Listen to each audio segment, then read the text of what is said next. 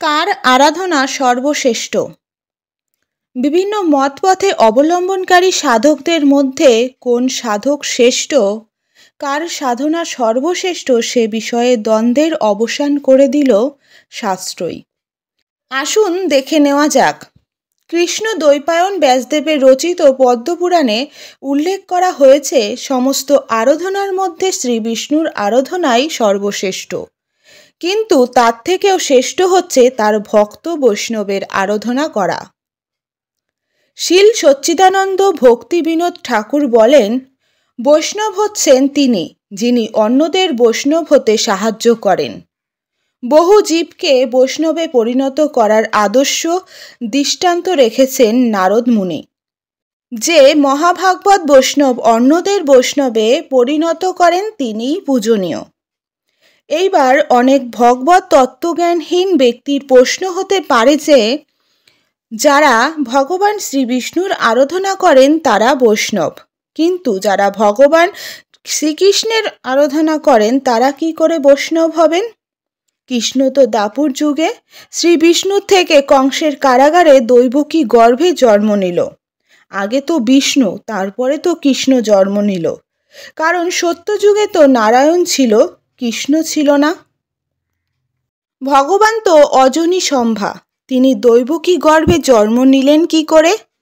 এই রকম নানান রকম প্রশ্ন অনেকেরই করতে দেখা যায়। আসলে এই রকম বিভ্রান্তির প্রশ্ন যারা করে থাকেন তারা নিতান্তই সুকীর্তিহীন ও ভগবত কৃপাহীন তথাপিত্তির যারা শুদ্ধাশীল ও কুত্তাকিক নয়, তারা অবশ্যই ভগবত কৃপায় সেই তত্ত্ব হৃদয়মঙ্গল করতে সক্ষম হবেন।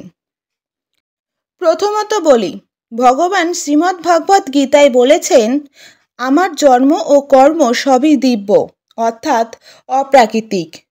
তা জাগতিক বিচার বিশ্লেষণ দ্বারা হৃদয়মঙ্গল করা কখনোই সম্ভব নয়। ভগবান শ্রীকৃষ্ণ ও ভগবান শ্রীবিষ্ণু অভিন্ন, তথাপিও গুণগত ও রসভেদে ভিন্নতা রয়েছে। ভগবান শ্রীকৃষ্ণ থেকেই ভগবান শাশ্বত প্রকাশ কারণোদকাশায়ী বিষ্ণু, গর্ভোদকাশায়ী বিষ্ণু ও ক্ষীরোদকাশায়ী বিষ্ণুর সৃষ্টি হয়েছে।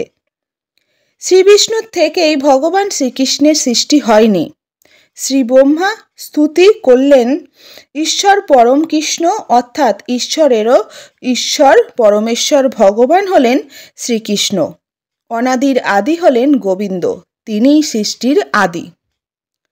শ্রীমদ্ ভাগবত গীতায়ও ভগবান শ্রীকৃষ্ণ বলেছেন, আমি জড় এবং চেতন জগতের উৎস, সব কিছুই আমার থেকে প্রবর্তিত হয়।